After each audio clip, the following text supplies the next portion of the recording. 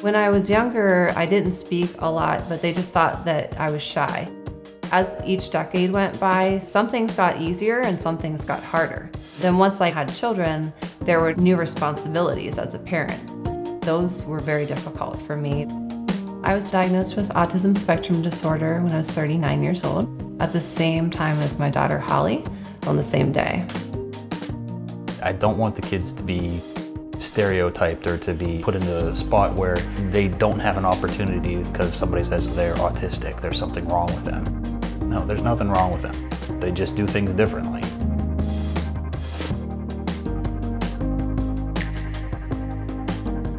Hi, I'm Jen. And I'm Dave. Our kids are Noelle, 7 years old, Holly is 6 years old, and Nick is 5 years old. You are so fast, Nick. When Holly was 2 years old, she had a language delay, but she also had a lot of behaviors where she would have these screaming, crying fits, sometimes that lasted 45 minutes. And for me as a parent, I was really concerned and thought that it wasn't just a matter of her having trouble with communication. I thought there was something else going on. At that time, I had already decided that I was also on the autism spectrum, so I went in and got the diagnostic testing myself. Nick was diagnosed a year later, and it was really easy for me to see the signs having done the research to discover that Holly and I were on the spectrum. Nice job, Nick. Hey, Nick, high five. Can I have a high five? Okay.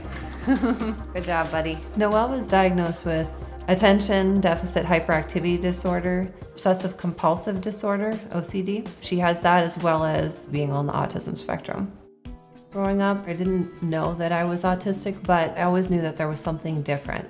I had trouble with communicating outside of my small family circle. I didn't have high support needs, so having low support needs, my parents would encourage me to talk more. I had difficulty making friends, but I also grew up with a brother, and having a brother that I was close to actually really helped me a lot. It wasn't therapy per se, but my brother, he was the one who taught me how to play with toys. I would line up all my toys and keep them in perfect condition. My Barbie dolls, my strawberry shortcake dolls, they were never really used much, and we would play together in his room. We would play with all of his toys. He also had a lot of friends growing up, and so having a sibling growing up really helped me because I developed some social skills and developed just even being able to play as a child.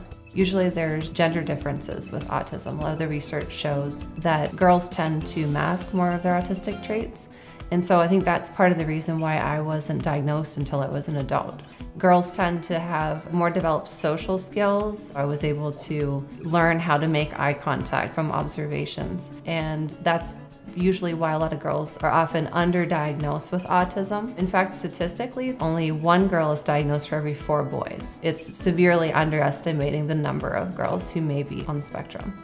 Autistic boys, there's other stereotypes like hand flapping and those sorts of things.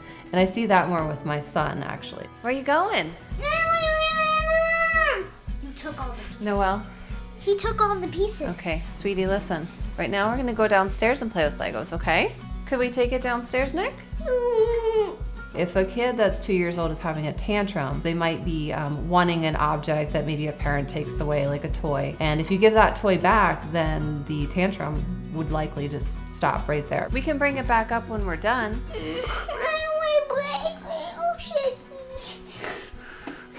What do you want to do? I don't want to put it. If you have an autistic child, if they go into an autistic meltdown, a screaming, crying fit, they're unlikely, even if you give them what they want, to be able to stop it. It's almost like a switch that turns on in your head and you're not able to sort of turn it back off. Wait. Stop it! As an adult, I still have autistic meltdowns. A lot of times for me, it's triggered by being really overwhelmed with too many things going on. Sensory things, like if I'm in a crowded area and there's just lots of noise. Maybe there's a change from what I expected. If it's with my children, if I'm out somewhere and let's say that Nick's having trouble behaving and then Holly starts doing something and maybe they all start not behaving, that could be enough for me to start feeling like I'm really overwhelmed and I don't know what to do. Dave will kind of take over and help. And so we try to work together, as a family to try to take care of that.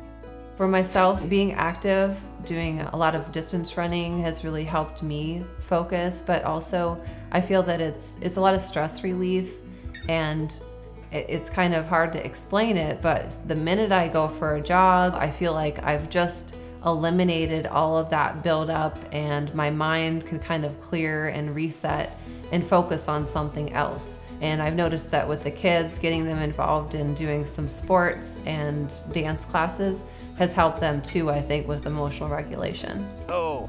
Noelle's playing baseball. You guys want to play? You kind of get a feel for what's going to trigger something, when it's coming on, stuff like that, so you can sort of tiptoe around it a little bit. But sometimes it's just going to happen anyway. Holly, can you slow down, please? Can I have one individual piece, right? That. As a parent, knowing that they have to calm themselves down and they need to emotionally regulate, I'm not going to intervene in a way that's going to escalate it even further.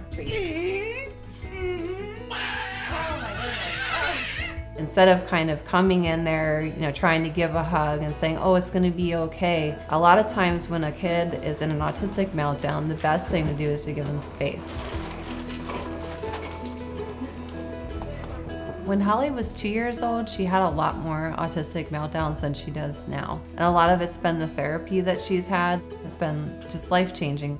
Hello. Hi, Nikki. Hi. Come on in. So Holly has speech therapy with the language delay. What that meant is that her vocabulary was probably about 30 words or so. She didn't have a lot of full sentences, or if she was trying to ask for some milk, she might just point to it, and knowing that we would understand what she wanted, she would use that rather than saying, milk please. She not only developed her vocabulary, but she also got used to using language. Even if she could point to things, she would try to do that to replace language. I am going to say some words, and I want you to repeat them after me, okay?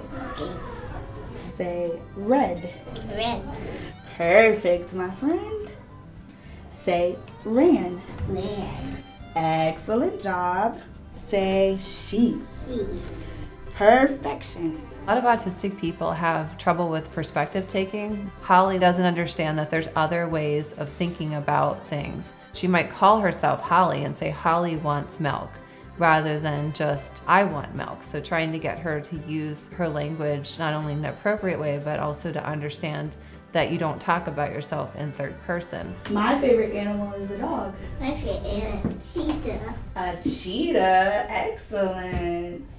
We don't know what the future holds. I hope that they can do all the things that they want to do. Get married and have children and live independently. And we're seeing so many improvements. But it's so early and they're so young now, it's hard to imagine what it's going to be like for them when they grow up. Holly also had a great day today. She did well with all of her lessons. She was motivated by the sensory gym, so it was awesome. She earned her pink glasses, and she did earn the stickers as well. Oh, okay. My advice for other families who have kids that are on the autism spectrum is to not make them feel ashamed of their autism. Their autism is a difference, but it's not a negative thing. So if you treat it as a negative thing, then it's going to be something that other kids pick up on. There's a stigma, but the way that I think about it is that my kids have a lot of strengths with their autism. Visual spatial skills, they have hyper-focused interests. They're very good at a lot of things, puzzles, jigsaw puzzles, being able to see how to put things together. They have a lot of skills that come with their autism.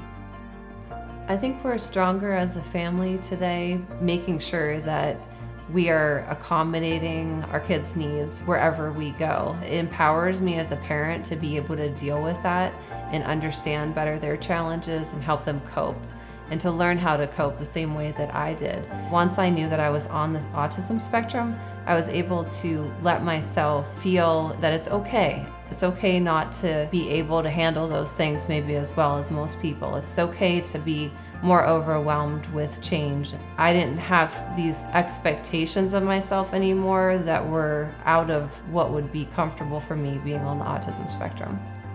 We're stronger having that knowledge, because being able to understand your challenges can empower you to help deal with them.